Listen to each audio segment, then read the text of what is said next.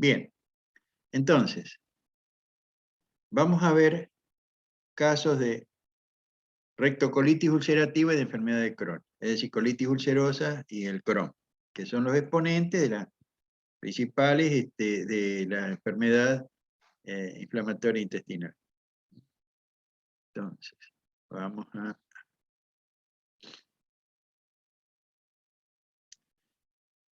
Y dice, paciente con historia de diarrea sanguinolenta, cólicos, dolores cólicos en el abdomen, cólicos intestinales, y consulta por una proctorragia y tenesmo rectal.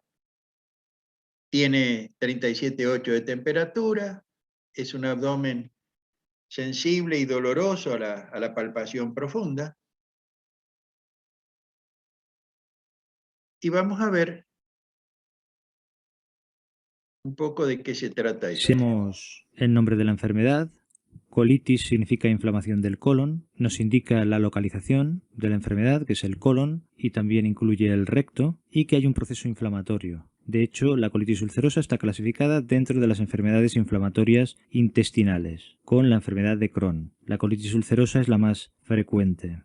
Después el término ulcerosa nos hace pensar que hay úlceras o erosiones en la superficie del intestino grueso, del colon y el recto, y en este caso concretamente afectan a la mucosa y a la submucosa. Solo en los casos más graves pueden llegar a la muscular. Del término colitis ulcerosa y de esto que hemos deducido ya podemos pensar en los posibles síntomas que nos encontraremos. Si hay una colitis habrá diarrea, si hay úlceras o erosiones podremos encontrar sangre, es decir, diarreas sanguinolentas, y al haber colitis también podemos deducir que encontraremos un dolor abdominal.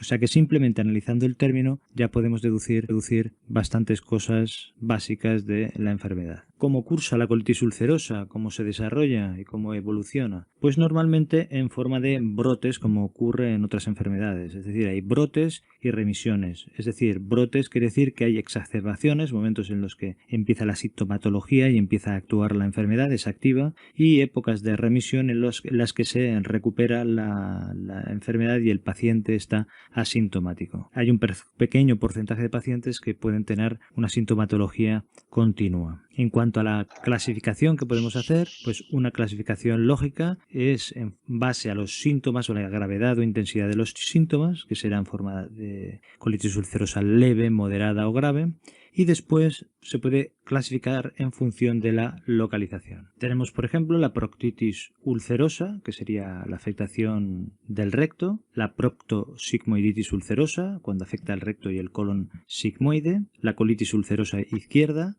que además del recto y del colon sigmoide afecta el colon descendente. Y después tendremos la colitis ulcerosa más severa, que es la colitis extensa o la pancolitis ulcerosa, en la que se afecta todo el intestino grueso, todo el colon y recto. La colitis ulcerosa suele aparecer entre los 15 y los 30 años, en un primer pico, y después hay un porcentaje que aparecen entre los 50 y 70 años.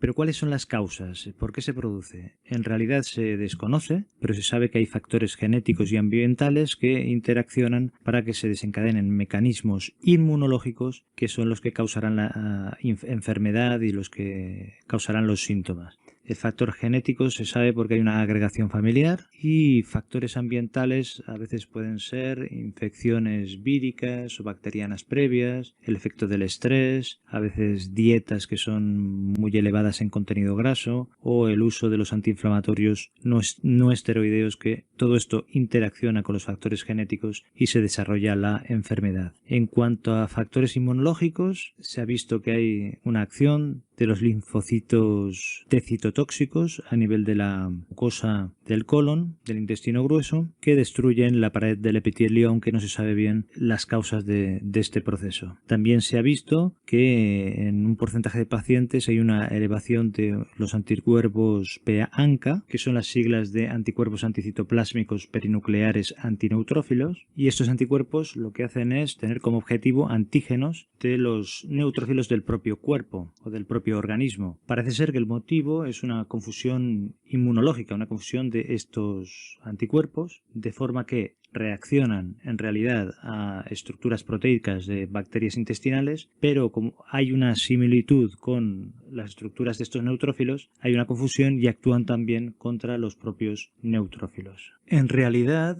en el colon hay un equilibrio entre las células del epitelio intestinal, el sistema inmune de la propia mucosa y la microbiota, que son las bacterias intestinales comensales. Entonces, debido a factores genéticos y ambientales que hemos comentado que interaccionan, puede haber una ruptura de ese equilibrio y hay una reacción inmunitaria anómala que consiste en una serie de errores de interpretación de los estímulos y de las respuestas de regulación. Dejo un enlace arriba a un vídeo en el que explicaba la patogenia de la enfermedad inflamatoria intestinal. Entonces, ahora analizaremos cuáles son los efectos, es decir, qué ocurre tanto a nivel del intestino como después en las manifestaciones clínicas que se deducen a partir de este efecto en el intestino.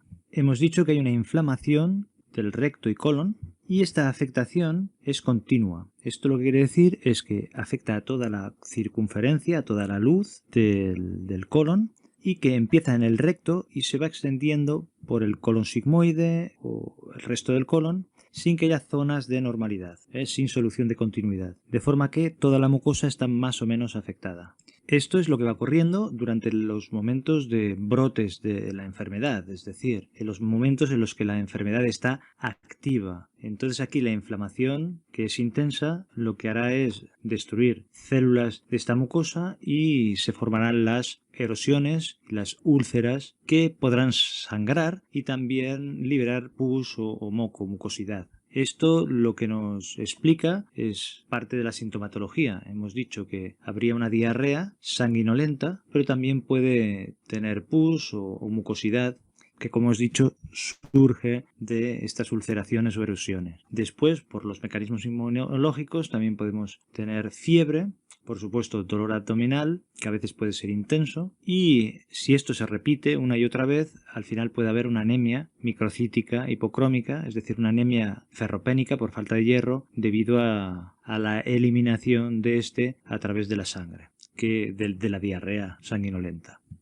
El dolor abdominal, por ejemplo, puede empezar por la fosa ilíaca izquierda, que es la zona que coincide con la zona del recto, colon sigmoide y también del colon izquierdo o llamado colon descendente. Por supuesto, toda esta sintomatología dependerá de la intensidad de la colitis ulcerosa, dependerá si es leve, moderada o grave, y también de la localización, como hemos dicho al principio. Después también hay que tener en cuenta que una función del colon es la absorción de agua, y en este caso, como está inflamado y tiene estas úlceras, no podrá realizar adecuadamente su función y este agua se acumulará con las heces de forma que contribuirá a la diarrea. Durante estos brotes también lo que ocurrirá es que la inflamación hará que aumente el peristaltismo, es decir, la movilidad intestinal, los movimientos intestinales, los ruidos intestinales, y esto lo que hará es que el intestino, el colon, quiera vaciarse con más frecuencia y a veces habrá una urgencia por evacuar y también una sensación de tenesmo rectal, es decir, de sensación de que después de defecar todavía queda contenido en la ampolla rectal, como si no hubieras expulsado todo. Por supuesto, si esta diarrea continúa y es muy intensa, podrá haber también deshidratación y alteraciones hidroelectrolíticas consecuencia del proceso. Resumiendo, lo que nos podemos encontrar de manifestaciones clínicas es una diarrea severa, que sea sanguinolenta, con moco o incluso pus. Nos podemos encontrar fiebre, dolor abdominal, que puede empezar por la fosa ilíaca izquierda, que puede ser intenso. También un aumento del peristaltismo con un tenesmo rectal. Y según la intensidad del brote o de la repetición de brotes de colitis ulcerosa, nos podemos llegar a encontrar deshidratación, alteraciones hidroelectrolíticas o anemia.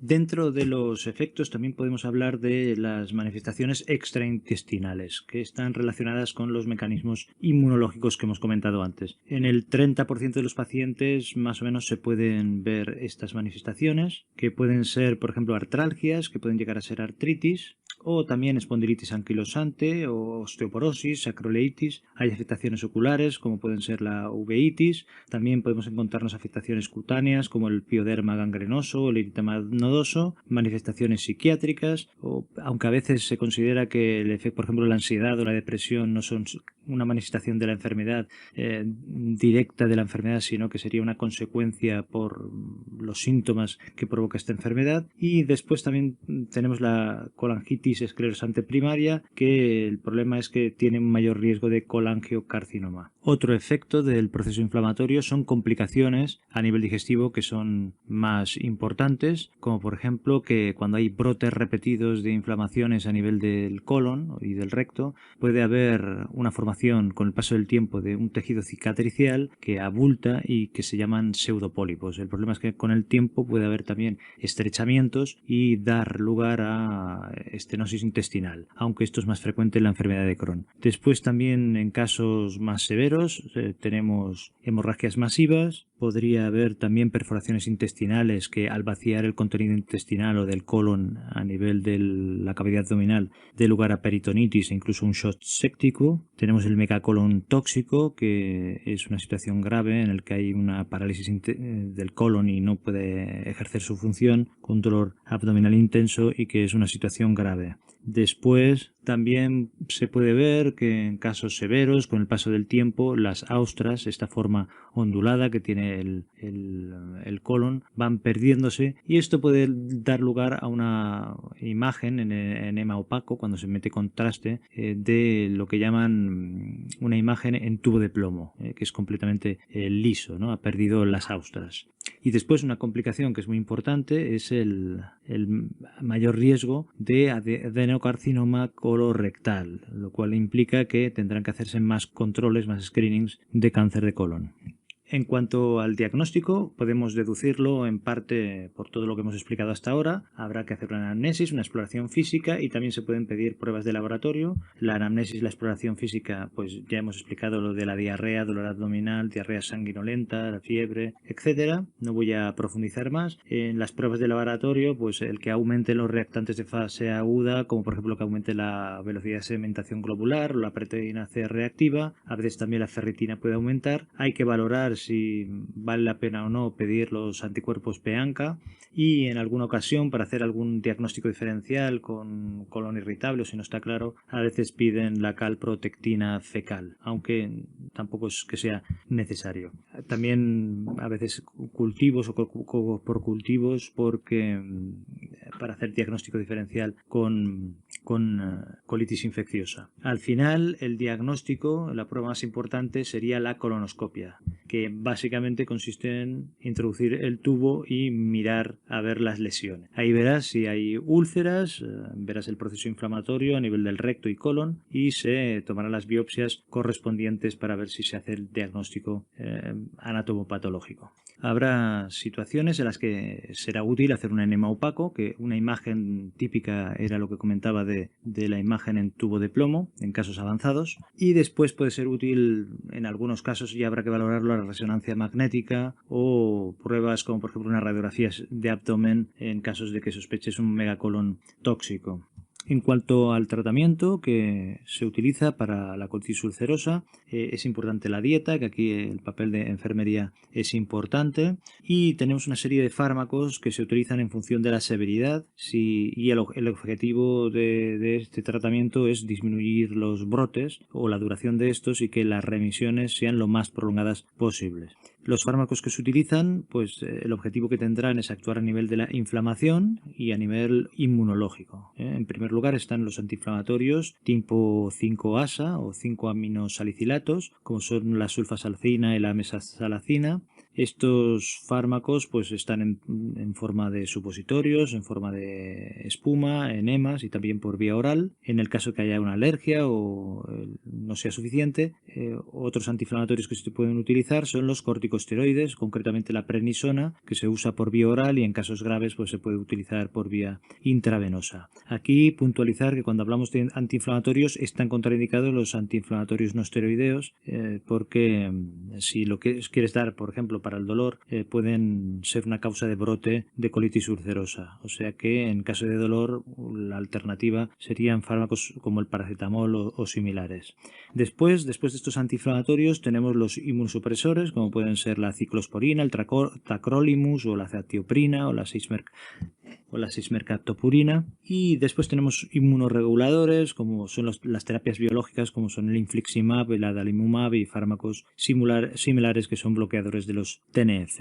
Con todo esto, pues normalmente se controlará la enfermedad de una manera bastante razonable. En casos ya graves de pancolitis o que haya habido alguna complicación grave, la solución es quirúrgica y lo que se hace es una extirpación del colon o una colectomía en casos severos. Aquí se puede hacer una anastomosis entre el ilioanal, que sería una opción, y después también pues directamente una ileostomía en la cual queda un estoma a nivel de fosa ilíaca derecha por donde defecará el paciente, ¿no? Y aquí será importante pues también los controles o los cuidados de enfermería y de educación sanitaria.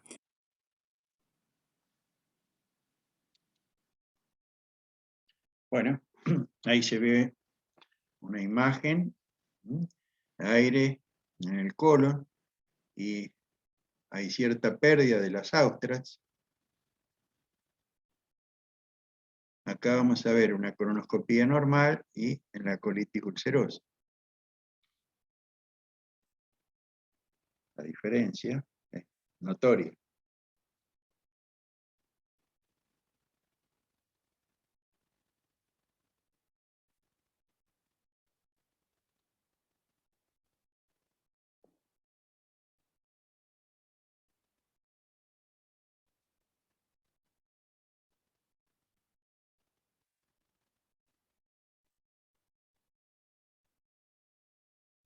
Bueno, imagen microscópica, la mucosa muestra inflamación activa difusa con abscesos en las criptas y distorsión de la arquitectura glandular. Esto es típico la histología en la colitis ulcerosa. Bueno, acá habla de una dilatación colónica de 11 centímetros. Esto está hablando de la posibilidad de un megacolon tóxico que ahora vamos a ver más adelante, que es el megacolon tóxico. Distintas patologías del colon pueden causar la dilatación del colon, una dilatación que no es causada por una obstrucción, y esto da lugar a un cuadro grave, del cual se hablará un poquito más adelante.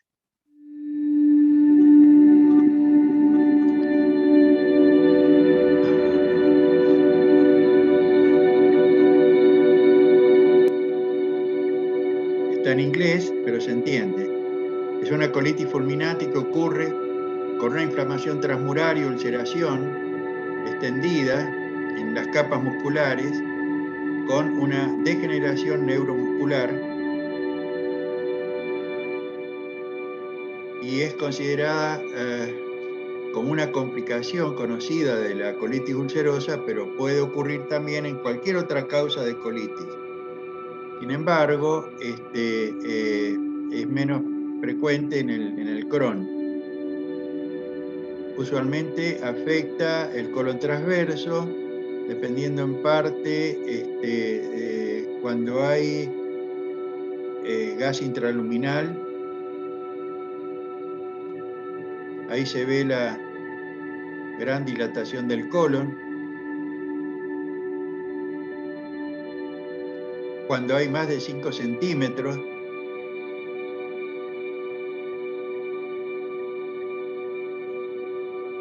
a veces pueden verse más de 8 centímetros y medio de dilatación.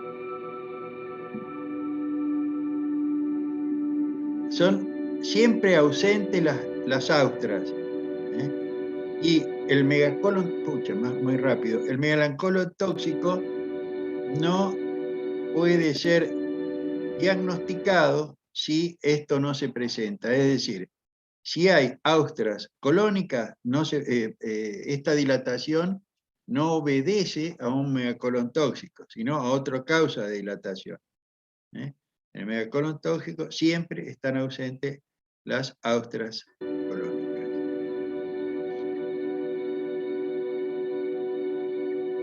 Es importante la radiografía, y los estudios de varios son contraindicados por el alto riesgo de perforación. Acá vemos otra imagen también de megacolon tóxico donde se pierden las austras y están engrosadas las paredes por edema.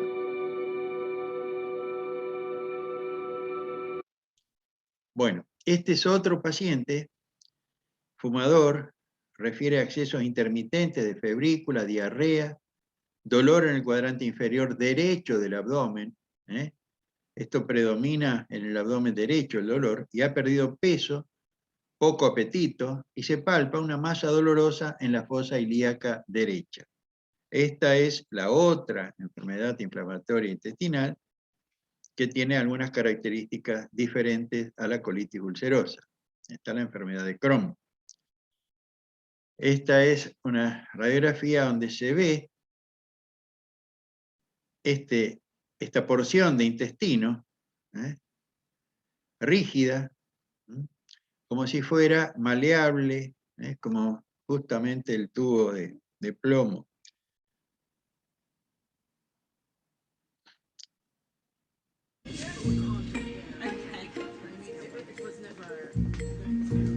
En este hospital del centro de Londres se investiga una enfermedad que afecta a 700.000 europeos. Una enfermedad de la que muchas veces cuesta hablar por vergüenza. La verdad es que es una enfermedad muy desagradable y la gente se tiene que dar cuenta y no pensar que se trata solo de ir al baño todo el tiempo, porque es mucho más que eso.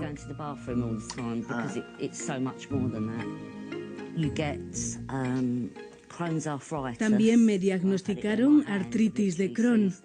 Las manos se me quedaron agarrotadas.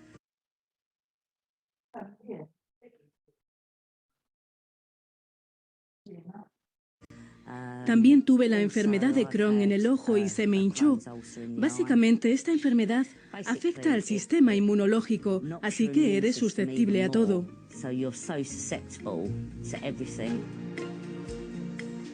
Y no es la única. Otro paciente también ha pasado por momentos muy difíciles.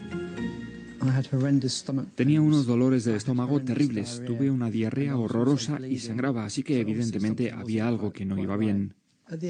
Al final me operaron, pero ellos pensaban que había una perforación en el intestino, así que abrieron y me mandaron para casa, pero el dolor era cada vez más fuerte. Pasaron 2 o 3 años hasta que averiguaron que tenía la enfermedad de Crohn, porque tuve que hacerme muchas pruebas. La enfermedad de Crohn generalmente se diagnostica por rayos X o técnicas invasivas como la endoscopia o la colonoscopia. Pero en este hospital los investigadores de un proyecto europeo están probando otros métodos totalmente nuevos utilizando las últimas tecnologías de diagnóstico por imágenes. Con la resonancia magnética, por ejemplo, los radiólogos buscan señales de un ensanche en la pared intestinal, uno de los síntomas más comunes. Si nos fijamos en este ejemplo de aquí, se puede ver una terminación anormal del intestino delgado. La enfermedad de Crohn provoca eso. Aquí es mucho más grueso que el intestino delgado normal, adyacente. Esta es una prueba muy segura para los pacientes. No utilizamos ningún tipo de radiación, por lo tanto no hay consecuencias a largo plazo para los pacientes. Las imágenes por resonancia magnética se pueden combinar con modelos tridimensionales diseñados por ordenador, capaces de predecir algunos procesos fisiológicos en los órganos del paciente. Ahora nos encontramos en un punto donde podemos hacer un diagnóstico radiológico bastante fiable. Podemos decir, este paciente tiene la enfermedad de Crohn, este otro tiene estenosis, fibrosis o una inflamación. Si lo podemos automatizar parcialmente con el análisis por ordenador utilizando los algoritmos científicos, entonces tendremos la oportunidad de afinar nuestros diagnósticos aún más. Los investigadores esperan que estas nuevas técnicas de visualización, mucho más precisas, puedan ayudar también a los pacientes para que estén informados sobre la evolución de la enfermedad, algo que estos últimos agradecen. La investigación es fundamental. Hay que averiguar la causa de la enfermedad y si puede haber cura, especialmente para los jóvenes que la tienen ahora, porque es terrible ver a tantos jóvenes que la padecen. Estamos haciendo más investigación fundamental que permite examinar a un paciente con más precisión y creo que esta tecnología se utilizará en el futuro, en los próximos 4 años, más o menos. Y los investigadores esperan que esas mismas imágenes puedan muy pronto ayudar a estudiar otras enfermedades inflamatorias intestinales, como la colitis ulcerosa.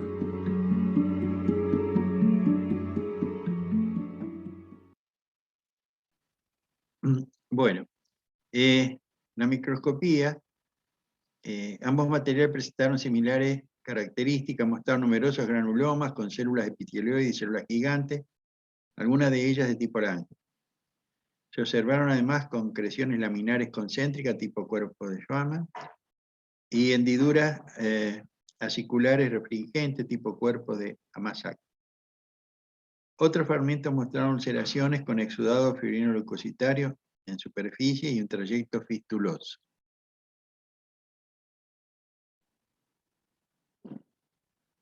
Bueno, ya sabemos que tanto la enfermedad de Crohn como la colitis ulcerosa son los dos tipos fundamentales de enfermedad inflamatoria intestinal, es decir, que hay un proceso inflamatorio a nivel del intestino y, como su nombre indica, en el caso de la colitis ulcerosa la inflamación es del colon y se presentará en forma de úlceras, ¿no? Estas serían las características fundamentales que podemos deducir del mismo nombre.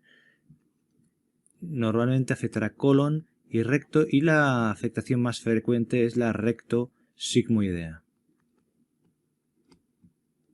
En el caso de la enfermedad de Crohn, pues afectará normalmente todo el aparato digestivo, puede afectarlo desde la boca al ano, pero la afectación más frecuente suele ser a nivel de ileo-cecal, es decir, al final del intestino delgado hasta la válvula iliocecal. Aquí es interesante saber que en el caso de la enfermedad de Crohn, el recto no suele afectarse, no es típico que se afecte en la enfermedad de Crohn, en cambio en la colitis ulcerosa sí que se afecta el recto, en cambio el ano no se suele afectar. ¿De acuerdo? O sea que esto son una primera parte interesante para los exámenes tipo test. En cuanto a la afectación de la pared, del aparato digestivo, la enfermedad de Crohn suele afectar también a todo el grosor de la pared, por eso se dice que es transmural, es decir, que puede afectar la mucosa, submucosa, muscular y también la serosa. En cambio, la colitis ulcerosa típicamente afecta solo a la mucosa, aunque en el caso de megacolon tóxico podría afectar a niveles más profundos como la muscular. O sea que estas son dos diferencias fundamentales. En el caso de la enfermedad de Crohn se dice que la afectación es parcheada o segmentaria, es decir, que hay zonas que están afectadas y otras que no, que están delimitadas perfectamente. En cambio, en el caso de la colitis ulcerosa la afectación es continua. Esto da lugar a que en la enfermedad de Crohn el aspecto sea como empedrado, que le llaman, como si fueran adoquines. En cambio, en la colitis ulcerosa hay unas erosiones en la mucosa y hay partes de la mucosa que parecen que son polipoides aunque no lo sean. Entonces se dice que tiene un aspecto granular y como si hubiera pseudopólipos, le llaman a esto. Si en un examen sacan el tema de los granulomas, pues normalmente lo que tienes que pensar es en la enfermedad de Crohn. Normalmente la enfermedad de Crohn podría tener granulomas no caseificantes, pero el que no los tenga, el que no hayan granulomas no quiere decir que no haya enfermedad de Crohn, o sea, es decir, el que no lo haya no lo descarta. En cambio, en la colitis ulcerosa no hay granulomas. Otro tipo de lesión que podemos encontrar son lo que llaman abscesos crípticos, que esto lo suelen asociar a la colitis ulcerosa y sin embargo no a la enfermedad de Crohn. Esto en realidad son pequeños exudados de neutrófilos que se dan en las criptas de Leverkusen, que son pequeñas criptas o pequeñas hondonadas que hay entre las microvellosidades. Entonces no son verdaderos abscesos, aunque haya un exudado neutrófilo, no se tienen que drenar. En cambio sí que hay que ir con cuidado en la enfermedad de Crohn, porque aquí sí que te puedes encontrar con abscesos. Recordemos que la afectación es transmural, es más intensa, entonces puede haber abscesos, nos podemos encontrar con adherencias e incluso con fístulas. Ya hemos dicho que a nivel, por ejemplo, anal se puede afectar e incluso pueden presentarse.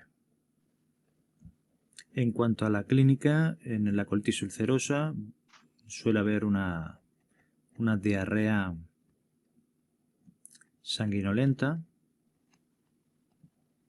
Recordemos que las úlceras sangran. Esto nos sirve también de neumotecnia, con dolor abdominal, síntomas de moco pus a nivel de la diarrea, pero esto sería lo típico. En cambio, a nivel de la enfermedad de Crohn, suele haber también dolor abdominal, pero puede haber una diarrea que tenga un componente más inflamatorio, de malabsorción, a veces con dolor abdominal y un masa en fosa ilíaca derecha, que esto tiene relación también porque la afectación más frecuente es a nivel iliocecal. En cuanto a serología, una cosa que pueden preguntar es el P-ANCA y el ASCA. El P-ANCA suele ser positivo en la colitis ulcerosa y el ASCA en la enfermedad de Crohn. O sea, la positividad en uno y la negatividad en otro sugieren una enfermedad u otra. P-ANCA significa anticuerpos perinucleares anticitoplásmicos de los neutrófilos y el ASCA significa anticuerpos anti-Saccharomyces cerevisiae. Y esto es lo que creo yo que preguntan con más frecuencia, o lo que he visto yo con más frecuencia preguntado en los exámenes, aunque bueno, también hay preguntas acerca del diagnóstico, de pruebas, de otras pruebas complementarias, pero que igual no es tan fácil ponerlas en forma de tabla, ¿no? Por ejemplo, el diagnóstico de colitis ulcerosa y será, aparte de la clínica, pues también se pueden hacer pruebas radiológicas. Es más frecuente que aquí lo que se haga es una colonoscopia, una sigmoidoscopia, que se hagan biopsias. En cambio, en la enfermedad de Crohn, pues también se puede hacer esto, pero también se hacen ileocolonoscopias o endoscopias altas y también biopsias, ¿no? Entonces habrá una serie de pruebas complementarias que aquí es más fácil que se solapen, ¿no? Igual que signos radiológicos que se pueden encontrar, como el signo del tubo de plomo, de la manguera de jardín o el signo de la cuerda. Pero bueno, esto creo que es lo básico, que sabiéndolo y entendiéndolo puedes acertar bastantes preguntas.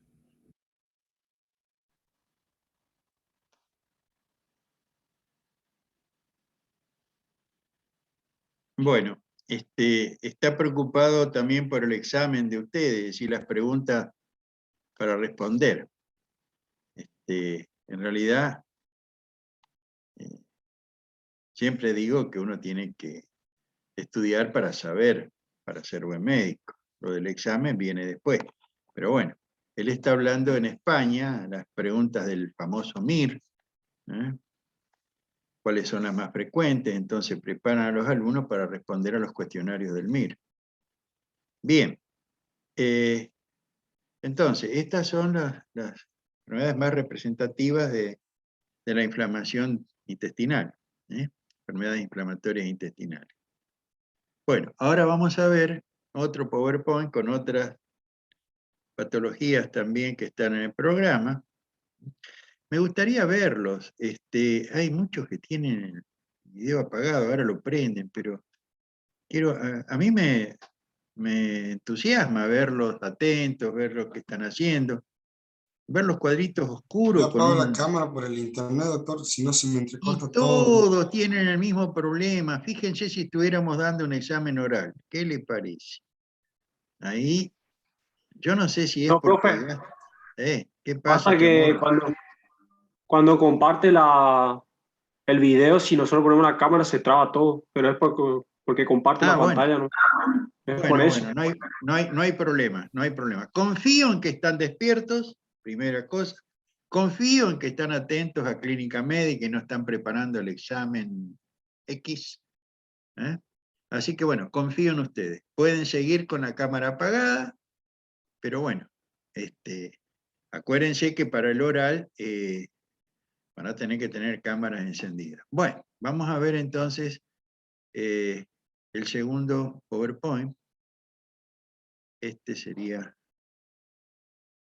el tema.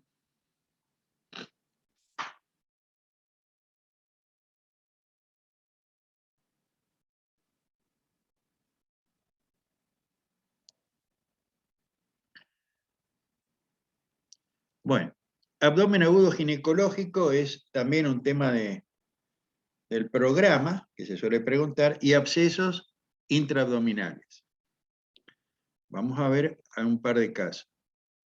Un paciente diabético que presenta picos febriles, escalofríos, sudoración, vómitos, anorexia, dolor en hipocondrio derecho, se constata hepatomegalia e ictericia. Vuelvo a repetir que cuando uno piensa en una enfermedad bacteriana que produce una colección supurada, es decir, un absceso en algún lugar, ya sea dentro de un órgano, por ejemplo, un absceso hepático, o en la cavidad abdominal, un absceso interasas, por ejemplo, o un absceso periapendicular, o un absceso en el pulmón, una neumonía abscedada, el hemograma, el recuento y fórmula es una pieza fundamental en la confirmación de un absceso en algún lugar.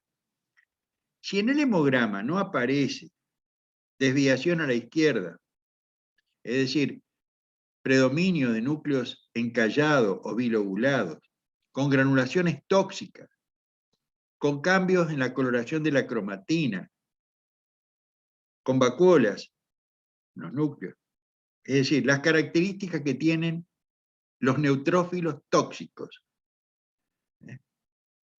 Vuelvo a repetir que hoy día los bioquímicos o los laboratorios no están acostumbrados a observar las características de los neutrófilos tóxicos.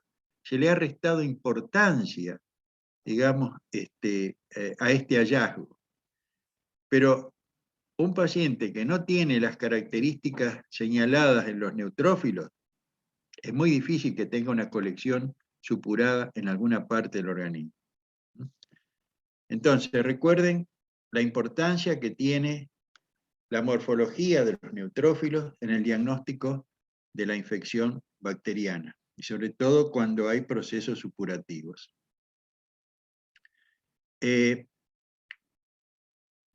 Este paciente tenía entonces un síndrome infeccioso, picos febriles, escalofríos, sudoración. Tenía vómitos y anorexia, pero el dolor estaba localizado en el hipocondrio derecho. Y había un aumento del hígado y estaba ictérico. Esto nos plantea el diagnóstico diferencial entre una colecistitis supurada, es decir, la aparición de pus, es decir, un piocolecisto, la vesícula biliar con contenido purulento, un absceso hepático piógeno, es decir, porque los abscesos pueden ser abscesos bacterianos o abscesos amebianos, parasitarios. Por ejemplo, la ameba histolítica puede dar un absceso. El otro diagnóstico diferencial es un absceso sufrénico. La colección no está localizada dentro del parénquima hepático, sino por debajo del diafragma, un absceso sufrénico. La posibilidad de un quiste hidatídico, que puede dar un quiste hidatídico infectado, si bien probablemente no se abscede si no se forme pus, puede haber una infección del quiste hidatídico que cause fiebre, que cause dolor. El diagnóstico diferencial con una apendicitis. Habíamos visto que las apendicitis se caracterizan por la cronología de Murphy. Dolor epigástrico, que después se irradia a la zona baja del abdomen, tiene vómitos y tiene fiebre. Pero el dolor en la apendicitis va a depender de la localización del apéndice, hacia donde mira el apéndice. Si está en la posición habitual en contacto con el peritoneo, va a haber un dolor localizado en la fosa ilíaca derecha, en el punto de McBurney, y va a tener signos de irritación peritoneal con una descompresión dolorosa, al soltar, digamos, al presionar y al soltar la pared abdominal, la exacerbación del dolor, signo de Blumberg positivo. Pero cuando el apéndice no tiene esa localización, ustedes habrán visto en el práctico anterior, que puede simular otras patologías. Por ejemplo, una infección urinaria, si está hacia el medio, detrás de la vejiga, puede incluso irritar y aparecer piocitos en la orina, y simular una infección urinaria. Puede, en este caso, ser retrocecal ascendente y estar, digamos, mirando a la punta, que es la que primero se inflama y se perfora, y da lugar a un dolor en hipocondrio derecho, en lugar de la fosa ilíaca derecha, en hipocondrio derecho con fiebre, simulando cualquiera de estas patologías, colecistitis, sufrénico. La otra es una hepatitis viral, que puede tener fiebre, en general puede tener algo de hepatomegalia, ictericia, y por último la pancreatitis aguda, que también puede darnos fiebre, vómitos, algunas de las características que tenía este paciente, si bien la hepatomegalia no estaría presente. Pero por alguno de los síntomas, la fiebre, el dolor abdominal, nos obliga a plantearnos diagnósticos diferenciales, ¿sí? Por ejemplo, una colecistitis supurada puede cursar con una ligera ictericia, el absceso hepático también. El apendicitis puede, en algunas ocasiones, generar un cuadro séptico y dar una hepatitis reaccional inespecífica propia de la sepsis. De manera que estas son las entidades que pueden tener algo en común, y que nosotros tenemos que dilucidar a cuál pertenece el caso. Introducción. Los abscesos pueden localizarse en cualquier parte del abdomen y el retroperitoneo. Se forman principalmente después de una cirugía, un traumatismo o de enfermedades que implican una infección o una inflamación abdominal. Según su origen, adquirido en la comunidad, ya que está evolucionado al momento del ingreso del paciente. Posoperatorio, por deficiencia de la sutura intestinal, algún cuerpo extraño olvidado en la operación o de control ineficaz del foco primario de infección. Según su localización, se pueden dividir en intraperitoneal y retroperitoneal.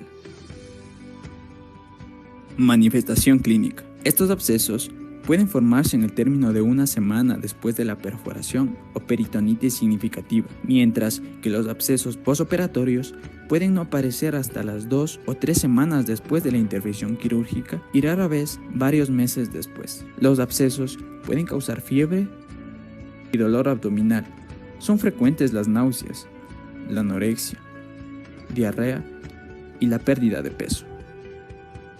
Entre las ventajas más significativas del ATC tenemos su rapidez de realización, además que es un método preciso que permite obtener resultados inmediatos. No tiene limitación para la utilización de elementos de apoyo vital durante el estudio. Además, nos brinda la posibilidad de obtener imágenes con reconstrucción multiplanar y tridimensional, permite guiar, en este caso, el drenaje percutáneo, el cual es el tratamiento de elección para patologías como lo son los abscesos abdominales. La tomografía computarizada en el diagnóstico y tratamiento de abscesos abdominales se muestra como una técnica de imagen superior al ultrasonido, con una sensibilidad y especificidad sobre el 95%, mientras que el ultrasonido se presenta con una sensibilidad y especificidad del 80%. Los abscesos abdominales, según el posoperatorio, el 21% ocupa la cirugía de colon, el 13% se ubica gastroduodenal, traumatismo abdominal, cirugía biliar, 12% apendicectomía. Según el lado de aparecimiento,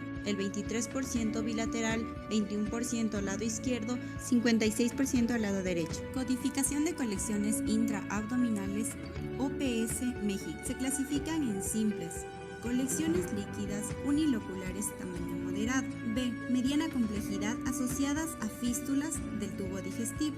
C. Complejidad mayor asociadas a tejido necrótico y cuerpos extraños. Se va a emplear la técnica de doble contraste, en donde se va a administrar 80 mililitros de contraste intravenoso y 500 mililitros de contraste vía oral, con el fin de obtener una mejor visualización de las imágenes.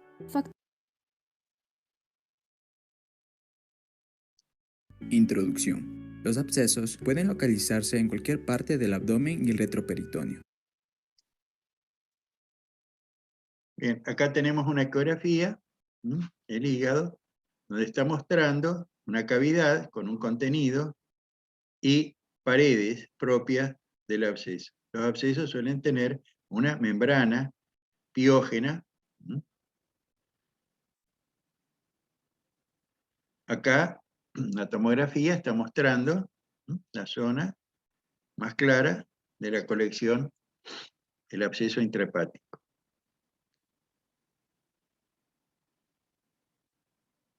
La ecografía. Bueno, acá es un tubo de drenaje mediante una guía ecográfica. Se introduce, digamos, un catéter y se drena la colección con control ecográfico. A veces se hace con control tomográfico para localizar exactamente dónde se encuentra el absceso dentro del hígado.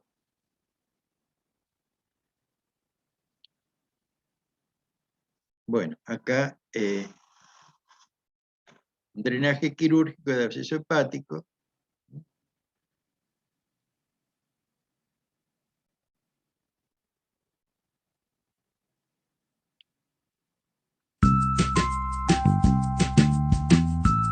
Por vía laparoscópica, ahí se está atravesando la pared desde afuera con digamos, un instrumento, la famosa cirugía videolaparoscópica, donde a través de los orificios se introducen distintos elementos, la cámara para visualizar, todos los instrumentos necesarios para efectuar biopsia o drenaje y aspiración.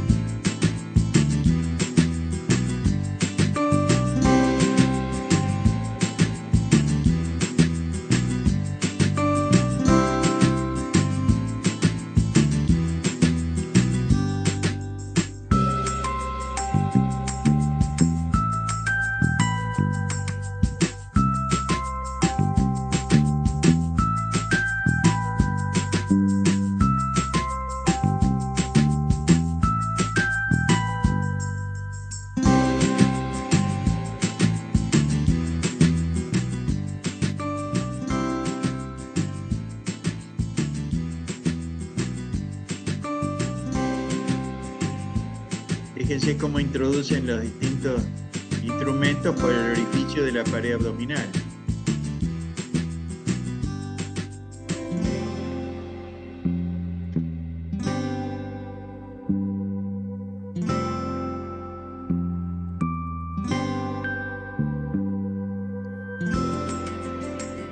El abdomen está insuflado con anhídrido carbónico para separar las asas de la pared, ¿verdad? El primer paso es la insuflación del abdomen.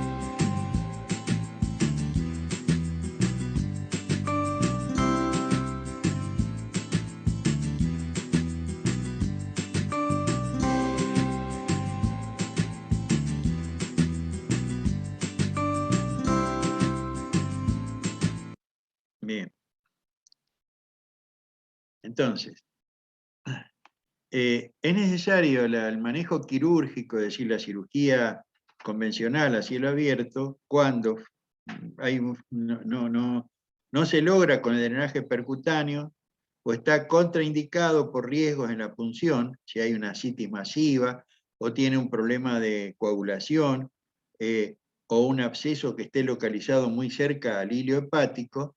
Entonces la técnica laparoscópica es riesgosa y hay que hacer una cirugía a cielo abierto para drenar, localizar y drenar el absceso. También el manejo quirúrgico clásico cuando los pacientes tienen abscesos múltiples y grandes, mayores de 6 centímetros, con signos de toxicidad. Y cuando se requiere resolver un problema quirúrgico asociado, como neoplasia, otros abscesos intraabdominales, litiasis o quistes complejos, que no se pueden resolver mediante cirugía videolaparoscópica. Pero actualmente, en general, los resultados con procedimientos de drenaje laparoscópico son buenos en la mayoría de los casos. Vamos a ver otro caso de una mujer de 25 años que consulta por un dolor abdominal continuo, ahora sí en el hipogastrio, con fiebre, un flujo vaginal amarillento y tiene una movilización cérvico-uterina dolorosa. Es decir, el examen ginecológico y manual revela que la movilización del cuello uterino provoca dolor importante.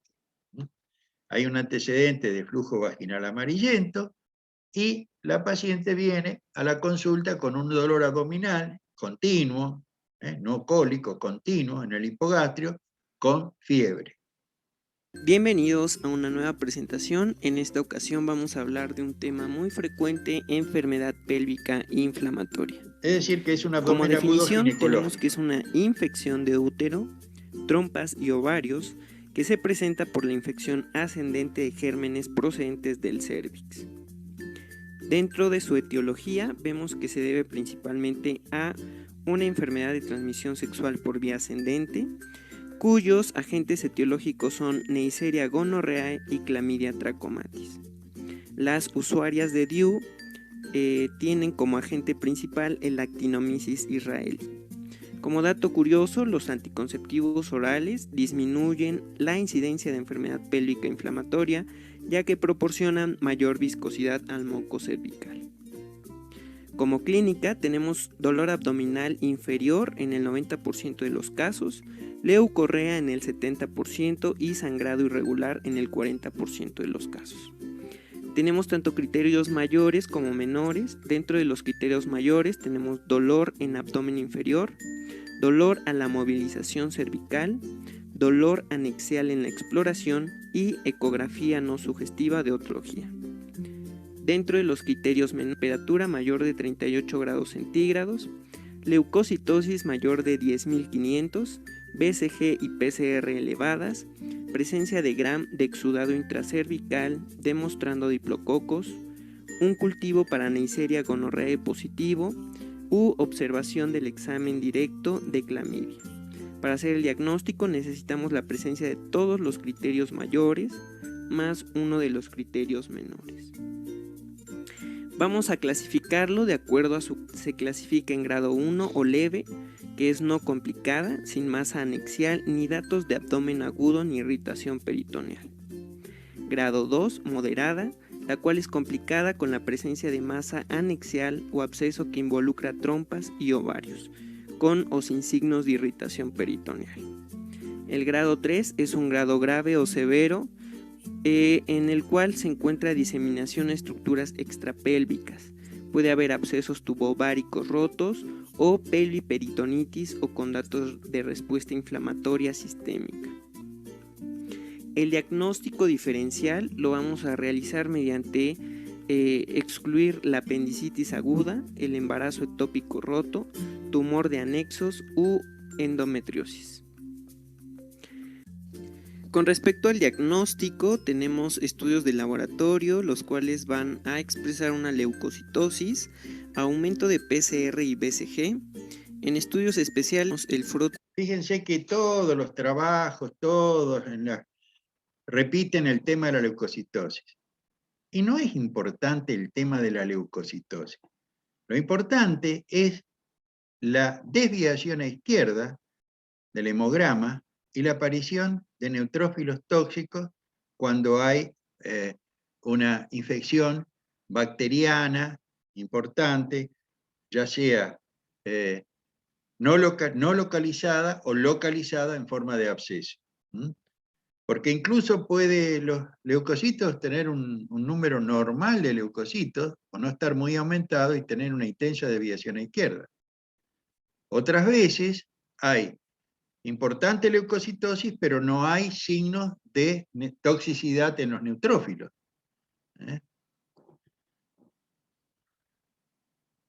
Con tensión de Gram, en donde se pueden localizar diplococos Gram negativos, presencia positiva. En el ultrasonido se observa rozamiento o colección en el interior de las trompas de falopio con o sin líquido libre en fondo de saco. La laparoscopía es el método diagnóstico más seguro, pero solamente en pacientes en quienes hay dudas sobre el diagnóstico. Para el tratamiento tenemos dos tipos de tratamiento ambulatorio y hospitalario. El tratamiento ambulatorio consta de ceftriaxona 125 a 250 miligramos intramuscular, dosis única, y doxiciclina 100 miligramos vía oral, 2 veces al día por 14 días. 500 miligramos intramuscular, dosis única de cefotaxima, y 100 miligramos vía oral, 2 veces al día por 14 días de doxiciclina. A esto se les puede agregar metronidazol, 500 miligramos vía oral 2 veces al día por 14 días para cobertura de anaerobios. Como alternativa tenemos, en caso de que la terapia con cefalosporinas no fuese posible y existe bajo riesgo de gonorrea, levofloxacino 500 miligramos una vez al día por 14 días. U ovofloxacino 400 miligramos 2 veces al día por 14 días. A esto también se le puede agregar metronidazol. En el tratamiento hospitalario tenemos ceftriaxona 250 miligramos intramuscular por 14 días, más doxiciclina 100 miligramos vía oral cada 12 horas por 14 días. Cefotetán 2 gramos intravenoso cada 12 horas más por 14 días. Doxiciclina se utiliza en combinación con 100 miligramos vía oral cada 12 horas por 14 días. Y otra combinación, clindamicina 900 miligramos intravenoso cada 8 horas con gentamicina en impregnación intravenoso o intramuscular de 2 miligramos por kilo, con un mantenimiento de 1.5 miligramos por kilo cada 8 horas.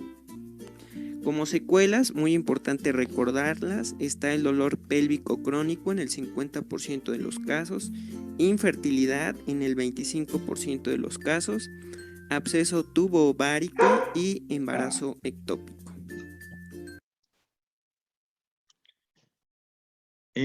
Bueno, el tema acá está hablando del tratamiento antibiótico, pero recordemos que si hay una colección supurada, libre, ya sea en la pelvis, es decir, un absceso pelviano, una pelviperitonitis o un absceso tubovárico, en general, digamos, hay que drenar los abscesos por vía, hoy día se utiliza la vía videolaparoscópica. Bien, la cirugía comienza con una pequeña incisión a nivel del ombligo, más o menos de... Acá vemos cómo es la técnica de cirugía videolaparoscópica en general, en el abdomen. 1 centímetro, como podemos ver en la imagen. Y a través de ella, como vamos a ver posteriormente, vamos a introducir una aguja. Esta se llama aguja de Veres.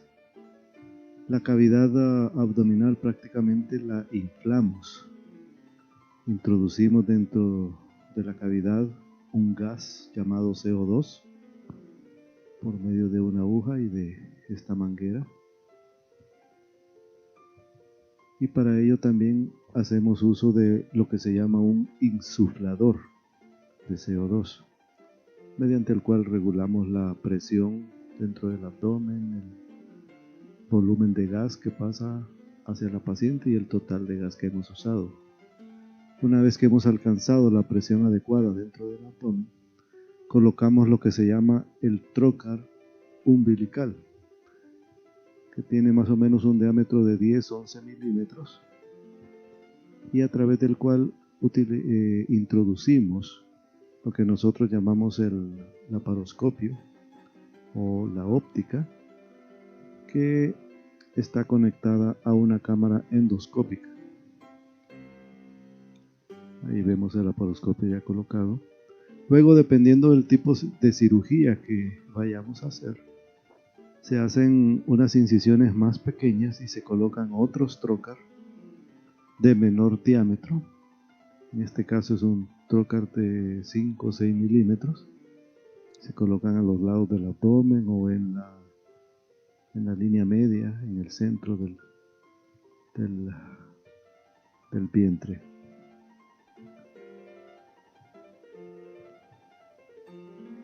En este caso estoy colocando un segundo trocar en la línea media, siempre de 5 a 6 milímetros de diámetro.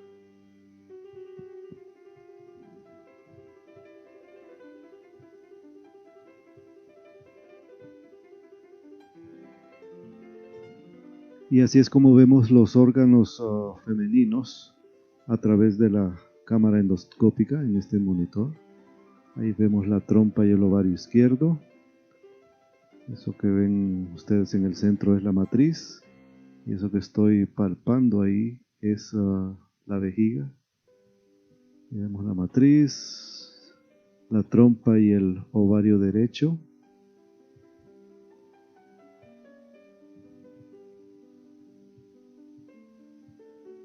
La matriz, el fondo de saco de Douglas le llamamos. Y esto que palpo es parte de la porción final del colon, que se llama colon recto sigmoides. Y ese es el apéndice.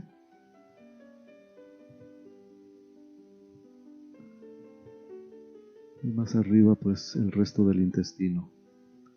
Al finalizar la cirugía, esta es la apariencia. No tenemos una gran herida, sino que solo son 3 incisiones pequeñas con un punto en cada incisión. Bien. Queda claro entonces cómo es el procedimiento de la cirugía videolaparoscópica.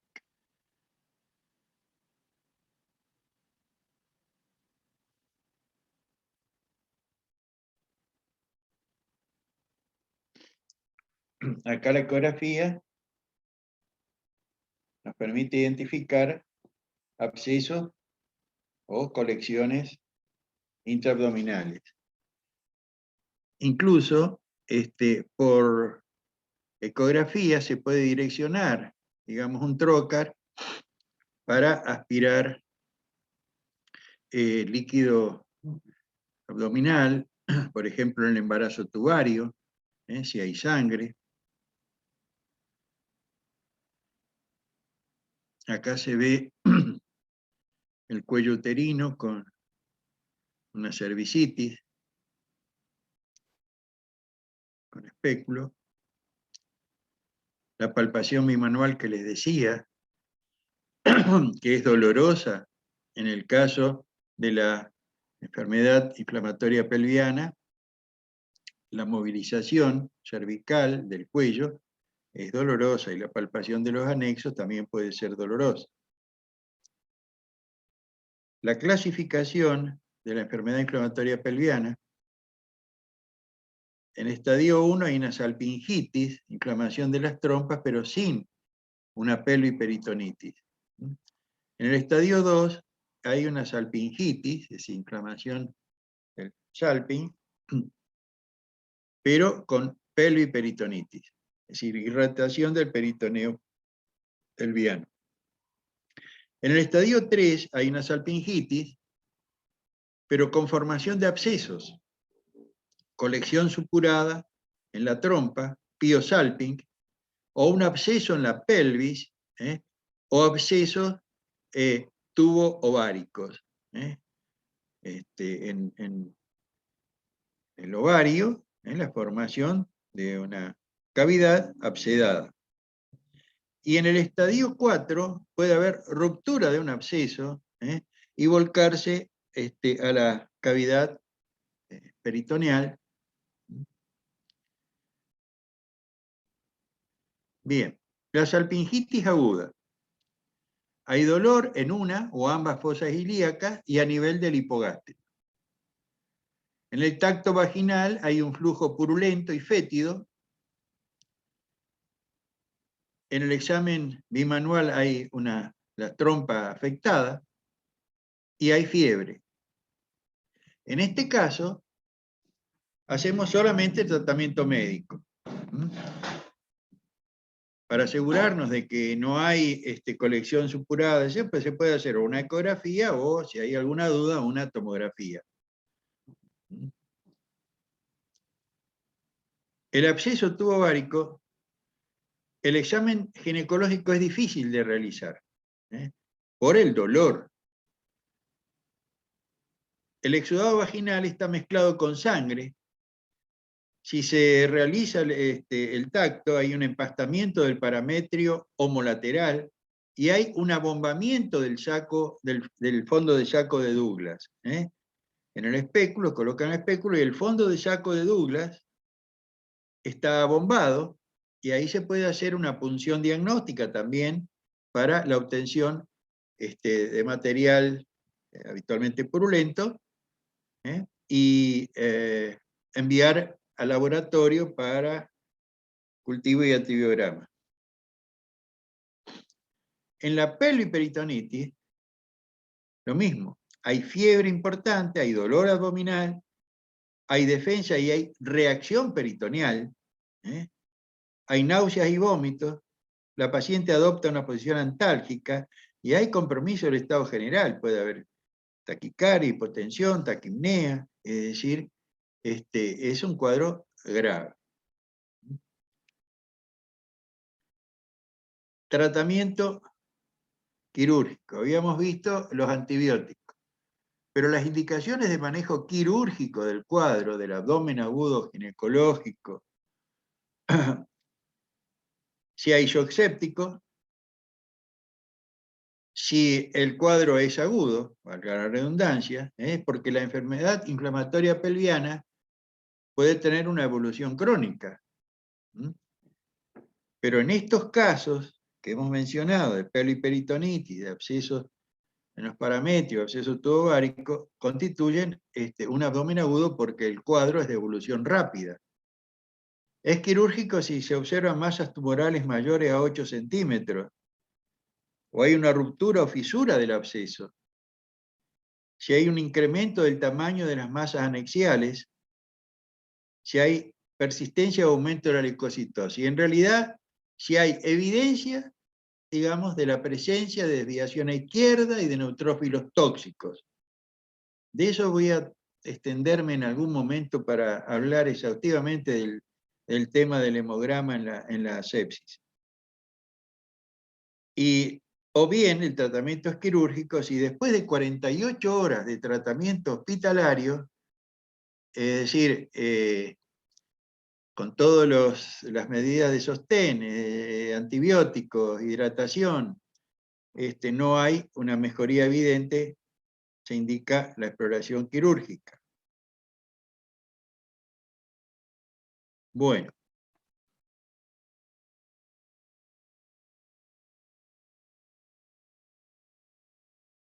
Bien. ¿Hoy tuvieron alguna clase teórica? Hoy no, doctor. Profe. No, profe. No. ¿Ayer? ¿Ayer? Ayer de abdomen agudo. Abdomen agudo. ¿Algún abdomen agudo quirúrgico o abdomen agudo médico? ¿Ambos? Ambos, sí, profe. Bueno. ¿Alguien tiene el celular con el asistente de Google a mano? ¿Alguien quiere que hagamos el interrogatorio juntos? ¿Quién se ofrece? ¿Pamela? Profe, yo ya intenté varias veces y en mi celular yo no puedo encontrar los casos, no pude accesar todavía, no sé qué pasa. ¿Usted tiene iPhone? ¿Usted tiene iPhone Sí, o Android? sí, iPhone. Bueno, tiene iPhone. A ver, en el Facebook hay un grupo, Clínica, signo de admiración, 1, en realidad yo quise poner 1, pero sale el signo de admiración. Clínica, signo de admiración, creo que dice doctor Honorato, una cosa así.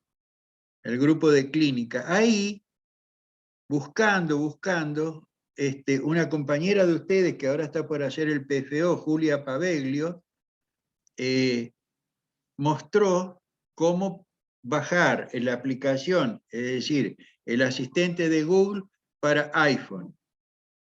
Así que los que tienen iPhone, búsquenlo ahí, es un pequeño video que hizo Julia mostrando lo fácil que es instalar el asistente de Google en un iPhone.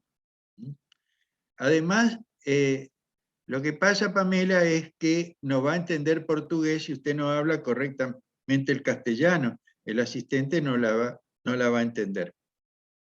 ¿Alguien tiene ganas de hacer el ejercicio? Ah, pero no se desesperen, no se peleen. Vamos.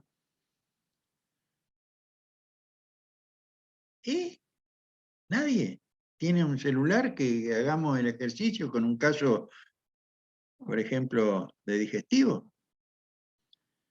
¿Brizuela? Yo estoy desde ¿No? el celu, pero si me aguanta un ratito le cambio. No. Alguien que esté en una computadora y tenga el celular libre. ¿Quién puede ser? Profe, ¿con cuál caso? Bueno, puede pedirle hablar con segundo caso del doctor Julio. Prenda su micrófono. Caso del doctor Julio. Hola, bienvenido al segundo caso. Ante todo quiero que sepas que esta aplicación está destinada exclusivamente al entrenamiento de estudiantes de medicina y carreras afines. La información provista por la acción no sustituye el consejo profesional de tu médico. Dicho esto, ¿quieres continuar? Dime sí o no. Sí. Bueno, supongo entonces que ya sabes algo de semiología. Ahora dime en qué ciudad queda tu facultad. Santo Tomé. Bueno, yo soy la doctora Rosa. Quisiera saber cómo te llamas. Luciana. Luciana, tengo buenas referencias de la Facultad de Santo Tomé y también de ti. Acabo de atender a Amelia Perdice y tú debes descubrir cuál fue mi diagnóstico. ¿Quieres recibir más información acerca de lo que puedes preguntar? No, sí. No, está bien. Si usted ya sabe lo que va a preguntar. Entonces comienza a preguntar lo que quieres saber de Bonifacia. No, en realidad es Amelia, bueno. Porque este es el caso 2, profe. Y bueno, está bien, pero Quería ser pregunta. soltera y sin pareja. ¿Puedo ayudarte en algo más?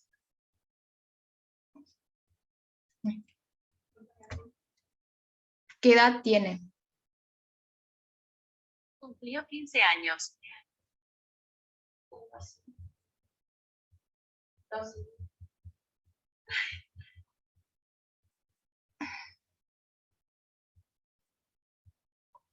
Mis compañeros también pueden ayudarme, ¿eh? Espere, tenga apagado el micrófono, en el celular tenga apagado el micrófono para que no escuche el asistente, la doctora Rosa que no escuche. Escúcheme, ustedes tienen que percatarse de lo difícil que resulta interrogar a un paciente. Si interrogar a un aparatito, ¿sí?, que no nos va a retar, que no nos... Es decir, no se va a cansar de que le preguntemos. Imagínense lo que es cuando estén delante de un paciente el año que viene, si Dios quiere, que ya la pandemia esta de miércoles se termine y podamos ir al hospital. Entonces tiene que ensayar. ¿Qué le pregunto ahora? Y bueno, por eso, cuando el asistente le dijo, ¿quieres saber qué más puedes preguntar? Usted le dijo, no. Si le hubiera dicho sí, le hubiera dicho, bueno, puedes preguntar por la edad, por el domicilio, por el estado civil, por la escolaridad, por dónde trabaja, si tiene hijos, por qué consultó, y ahí siguen las preguntas, depende de lo que le conteste, usted le va a decir de hace cuánto tiempo tiene el problema, ya lo tuvo anteriormente. A ver, tiene que ser una conversación fluida. Para que la conversación sea fluida, yo tengo que estudiar el libreto antes. Si yo voy a hacer una obra de teatro, ¿sí? Y resulta que no estudié el libreto, ¿qué le voy a decir al otro que tengo ahí en el escenario? Entonces hay que ensayar. ¿Está? Luciana, está muy bien hasta ahora, pero pregunte lo que quiere, pregunte lo que le preguntaría para, digamos, algún dato personal y después el motivo de consulta para ver qué le voy a preguntar después. Siga, Luciana. ¿Continúo? No. Sí. Ocupación. Estudia en un colegio secundario, cursa cuarto año.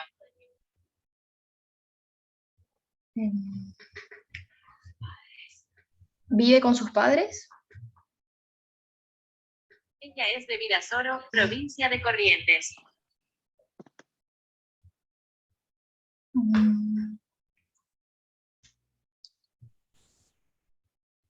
¿Por qué consultó? ¿Motivo de Podemos consulta? preguntar motivo de consulta ahora. Tenía dolor abdominal.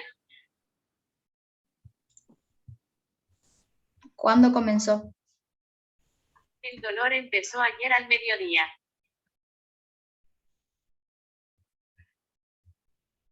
¿Carácter La de intensidad del dolor? dolor. Le dolía mucho, pero era tolerable. Pare el micrófono. Pare el paré. micrófono del asistente. Bien. Ahí paré.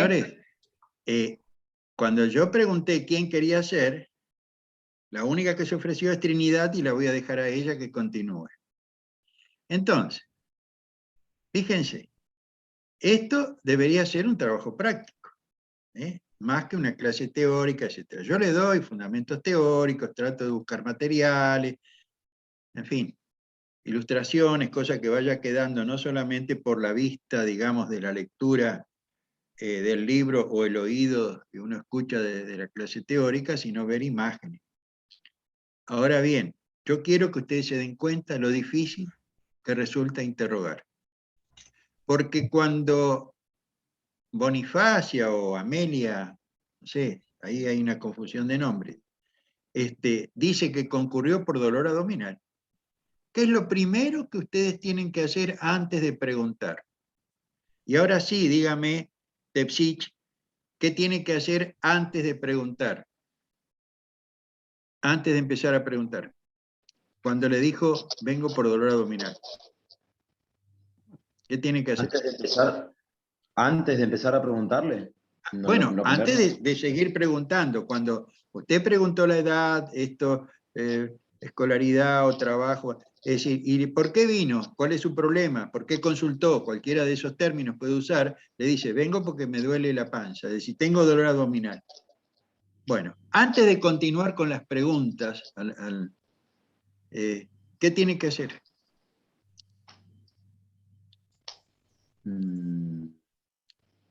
La recuesto en la camilla y trato de encontrar el punto del dolor, ¿o no? No. A ver, Daluz, ¿qué hay que hacer antes de continuar ahora preguntando a la paciente? O a la doctora Rosa, cosas de la paciente. ¿Qué hay que hacer? ¿Hacer el examen físico? No. Kleiner. Trinidad, Cabral. Pensar, profe, las causas de... Sí, Chamorro Delgado, pensar. Muy bien. Yo, de esta manera estoy evaluando un poco, digamos, cómo están aprovechando ustedes estas cosas, ¿no? Porque hay que pensar, lo dijimos 1000 veces, es decir, la meta, el punto de partida, lo dijimos en la primera práctica, creo. Es decir, es el motivo de consulta. Pero ¿por qué camino vamos a seguir con, digamos? Sí, tenemos que llegar arriba, al diagnóstico. Pero ahí hay varias enfermedades que tienen dolor abdominal. Entonces, lo que tengo que pensar es, voy a empezar por la más frecuente, por ejemplo, o voy a empezar por una colecistitis. No sé si ya vieron, probablemente no, pero voy a empezar por una isquemia mesentérica, qué sé yo, por la que quieran, que cause dolor abdominal, por una colitis ulcerosa.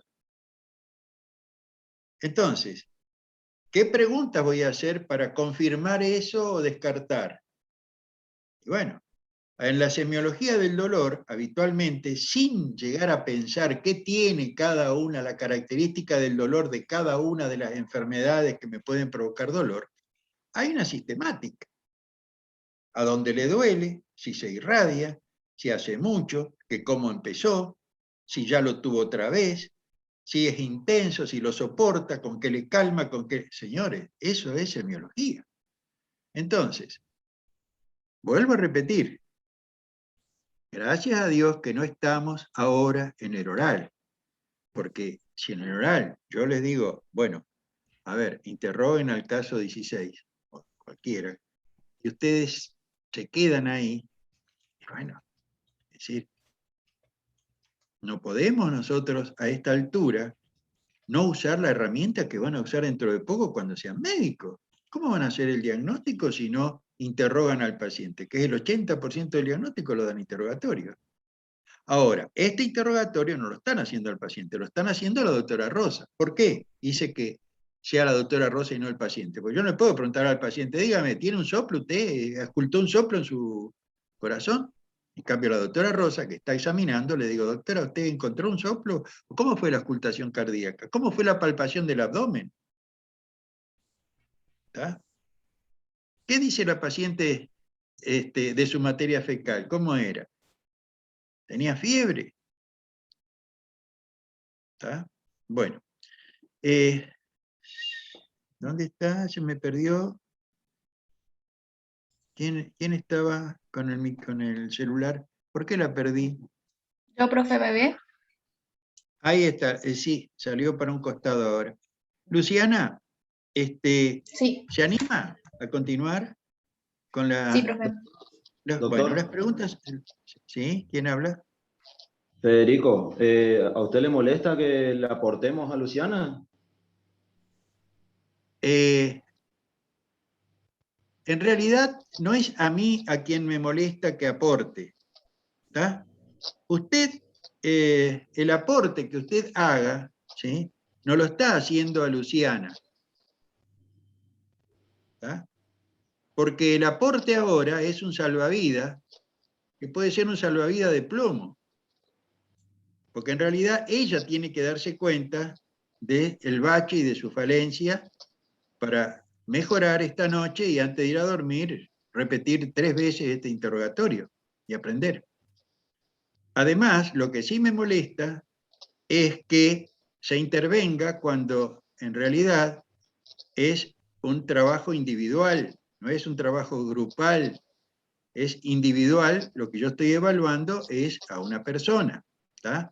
Además, si hablamos, por ahí entra su voz en el asistente y el asistente, el teléfono se confunde y va a contestar cualquier cosa. Ya le va a tocar el turno a usted, pierda cuidado Federico, que ya le vamos a preguntar.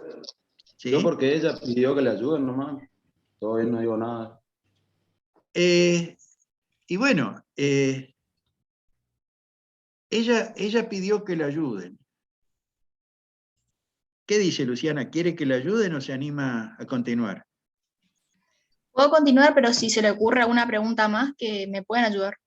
Es que no es el tema, digamos, si se le ocurren preguntas o no. El tema es evaluar qué es lo que usted, a esta altura del partido, está en condiciones de interrogar. ¿Está? No para que usted se ponga nerviosa ni nada, sino esto es bueno hacerlo antes de dar un examen oral, ¿me entiende? Porque si la ayuda, y usted no va a quedar grabada, ya la miércoles, acá quedé trancada, tengo que, y motivarse para volver a interrogar esta noche, ¿sí? Vamos a ver hasta dónde llegamos. Yo la voy a ayudar. Seguimos. Ahí voy a ingresar otra vez con el caso. Se cerró. Ah, se cerró. Y se cerró porque habrá escuchado algo que no... Bueno, pero métale rápido, póngale antes de que termine la frase del... ¿está?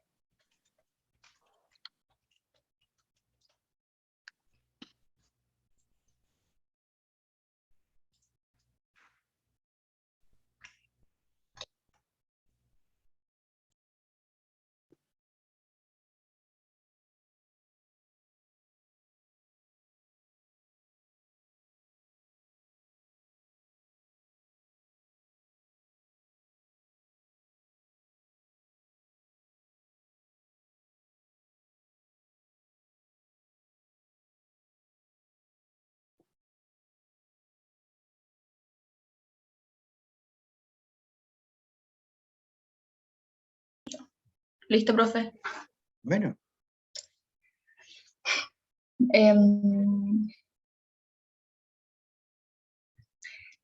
¿Qué síntomas presentó?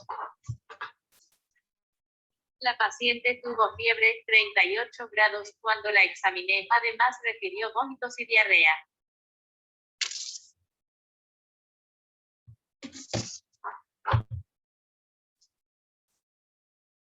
¿Antecedentes? Ella vive con sus padres, tiene 2 hermanos mayores radicados en Buenos Aires, todos sanos. Apague, cada vez que usted pregunte y le contesta, apague el micrófono, así yo la puedo ayudar. ¿Apagó el micrófono del asistente? Sí, profe. ¿No? Bien. Sí. Entonces pregúntele si tuvo alguna enfermedad importante, por ejemplo. ¿Tuvo alguna enfermedad de importancia? No tuvo ninguna enfermedad importante y no se sabe diabética ella ni los familiares. Apague el micrófono. Entonces, cada vez que le contesta, apague el micrófono, así nosotros podemos hablar. Pregúntele cuándo fue su última menstruación, porque por ahí tiene un embarazo tubario roto. ¿Qué sé? ¿Cuándo fue su última menstruación? Hace 2 semanas. Apague el micrófono. Bien. Pregúntele si tiene alguna intolerancia a las comidas. ¿Tiene alguna intolerancia a las comidas? Comía de todo, no refirió... ¿Se cortó? Sí, pero dice que comía de todo y no refirió problemas. Bien. Pregúntele si es la primera vez que tiene un dolor así. ¿Es la primera vez que presenta un dolor así? Nunca tuvo un dolor igual a este. Pregúntele si es muy intenso, si le duele mucho, si es muy fuerte, si lo tolera. Hoy le había preguntado eso, el carácter de dolor, y había dicho. Bueno. La irradiación, le preguntó si se irradiaba o si corría a algún lado el dolor. ¿El dolor se irradia? El dolor comenzó ayer en el epigastrio y luego se irradió a todo el abdomen sin una localización precisa. Y ahora pregúntele a la doctora si palpó el abdomen. ¿Palpó el abdomen? El abdomen era plano y depresible, difusamente doloroso a la palpación pero sin signo de rebote. Aquí puede ver la maniobra. Pregúntele si tuvo diarrea, si tuvo problemas para orinar, cómo era la materia fecal. ¿Tuvo diarrea? Refiere que ayer comenzó con algunas deposiciones líquidas y tenesmo rectal. ¿Y ardor para orinar o molestias para orinar? Bueno, espero que este ejercicio te haya... Bueno, en realidad, Mandó la colaboración. señores, bueno, Esto es lo que yo, encontré en la web. yo creo, ¿no es cierto?, que ustedes tendrían que estar motivados, digamos, para este ejercicio, porque fíjense, es difícil. Vuelvo a repetir, no es simple, digamos, un interrogatorio. Es tal vez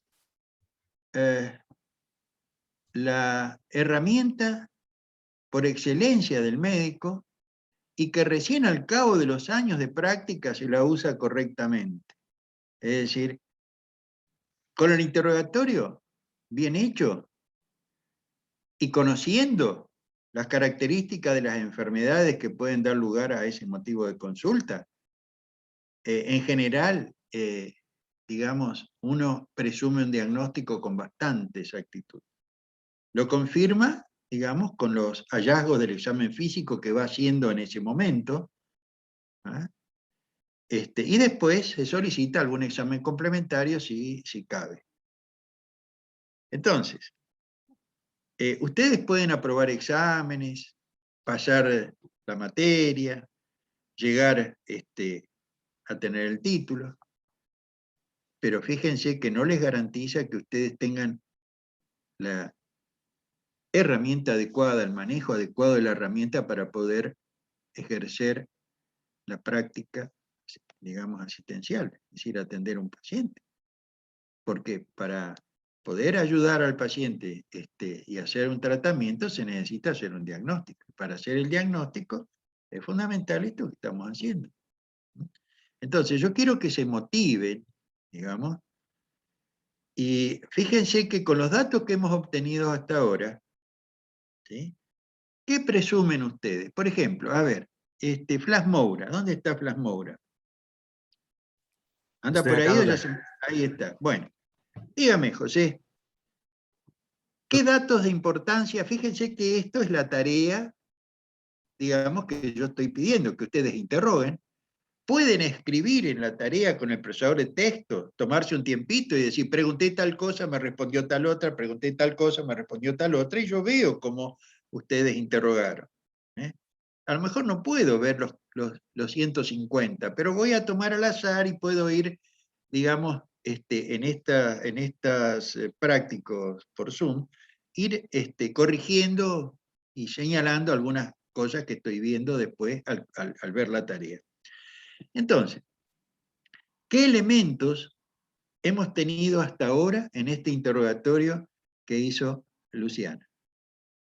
Yo estoy con mi internet inestable, pero lo que yo escuché, que tendría 25 años, entonces yo pensé que estaba por la edad podría ser un embarazo ectópico roto, o tal vez...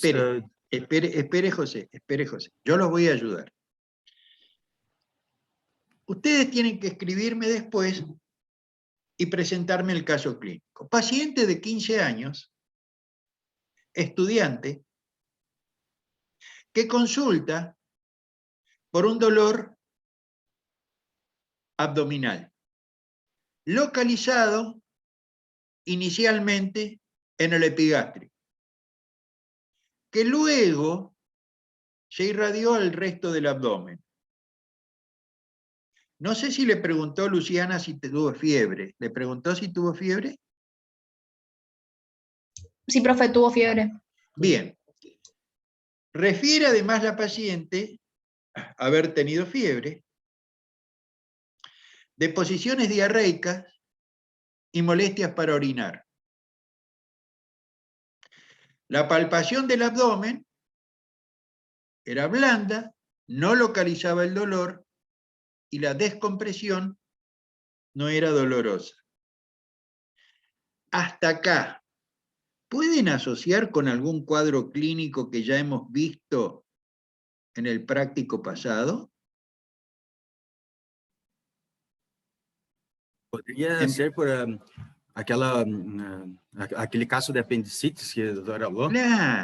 Claro, se dan cuenta cómo viene la mano. Es decir, la vez pasada vimos un joven de 19 años, mi hijo incluso, que tuvo ese problema. Una apendicitis Entonces, atípica. fíjense, claro, fíjense que ustedes con el interrogatorio encontraron la cronología de Murphy. Dolor súbito en el epigastrio, que comenzó así, que se irradió al resto del abdomen, que tuvo fiebre, que tuvo vómito, y que tuvo signos, es decir, que confunden diarrea, molestias urinarias, y ya vimos que la localización anómala del apéndice está dando irritación en el intestino, con dolores cólicos y diarrea, o en la vejiga incluso, o en el uréter. Y era blando el abdomen. ¿Por qué? Porque el apéndice no está en contacto con el peritoneo parietal. Entonces, le muestro un caso clínico en el práctico pasado, contamos lo difícil que es a veces diagnosticar una apendicitis, y acá tenían que haber ese caso, paciente de 19 años que estaba con antibiótico por un tercer molar retenido, que comenzó, bla, bla. Es decir, yo le estoy contando el caso clínico, pero los pacientes no vienen con el caso clínico escrito acá con un cartelito. Viene a la consulta y yo le pregunto, ¿por qué viene? Y me duele la panza. Y yo tengo que descubrir el caso clínico, tengo que descubrir lo que tiene. ¿Me entienden cómo es el juego? Entonces, creo que ustedes tienen que aprovechar esto, que hemos encontrado, gracias a Dios, alguna forma de primero presentar el caso clínico y después que ustedes vayan descubriendo, con esta herramienta del asistente, que ya les vuelvo a repetir, no hay herramientas para esto. Y no van a tener un profesor o, digamos, como alguien que lo ayude en el momento que está. ¿Dónde está mi amigo que se me escapó, que la quiso ayudar? ¿Quién era? Klein, no, acá, Tepsich. Claro, fíjense que no van a tener, digamos, cuando estén con el paciente, el docente o ahí que le diga, che, preguntale tal cosa. ¿Se dan cuenta? No es que a mí me disguste, no es eso, Tepsich. Simplemente quiero motivarlos, que se den cuenta que tienen una herramienta entre manos, que no la tienen otros estudiantes en el mundo. Van a tener que pasar mucho tiempo haciendo ejercicio con pacientes equivocándose.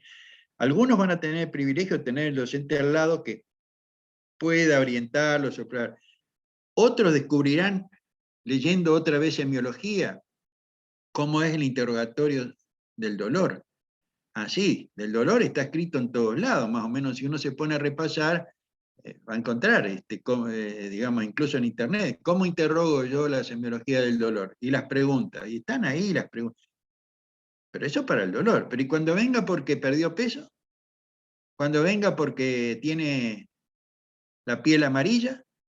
¿Cuando venga porque vomitó sangre? ¿O cuando venga porque tiene caca negra? ¿Qué hago? ¿Está? Entonces, piérdanse un tiempito, háganlo como una distracción, como un desafío, de ver todas las cosas que le puede responder el asistente. Estos fueron muchas horas, meses y años de trabajo para armar estos 22 casos clínicos. No fue fácil, pero la recompensa a este esfuerzo no es económica, porque nadie paga esto. Pero la recompensa es saber que ustedes están aprovechando esto, que van a ser, digamos, buenos médicos, van a saber interrogarse, van a destacar. Se pueden destacar por el repetir de memoria lo que escuchan en las clases o lo que leyeron en el libro. Sí, bueno, pero en la cancha se ven los pingos. La aplicación de esos conocimientos para detectar la enfermedad y poder curarla. Bueno, Tepsich, todo en orden. La próxima le pregunto a ustedes, ¿sí? Bueno, sé que ustedes no me van a defraudar. Bueno, sé que no me van a fallar, ¿sí? Que van a hacer las tareas y van a interrogar y van a aprovechar. Bueno, los dejo, a lo mejor al que le gusta el fútbol Hoy hay partido a las 8, pueden ver, si quieren, un rato. Otros pueden escuchar música, u otros pueden jugar con el asistente, como ustedes deseen. Que tengan muy buenas noches. Viene el fin de semana. Aprovechen que no tienen teórico, no tienen práctico, así que aprovechen para estudiar. Pueden hacer este ejercicio de a dos. El Zoom es gratis. Pueden tener su Zoom particular y hacer en el grupo, la comisión, o, digamos, si no es toda la comisión, que se ayuden entre ustedes con las preguntas, pueden hacerlo entre dos compañeros y ayudarse a hacer un Zoom y practicar en conjunto, si no quieren hacerlo solo. ¿Está? Bueno, señores, a ver, ¿por qué no puedo? Acá está. Bueno, que sean felices y que tengan muy buenas noches y a sonreír. A ver. Gracias, doctor. A sonreír. Bien. A ver, Kleiner. Bueno. Ahí está. El más serio de todo es Rizo Patrón ahí, con su poderoso bigote y barba, me parece. O es la sombra nada más. Sombra nada más. Poco Sombra nomás. nada más. Bueno. Bueno. Chao, buenas noches.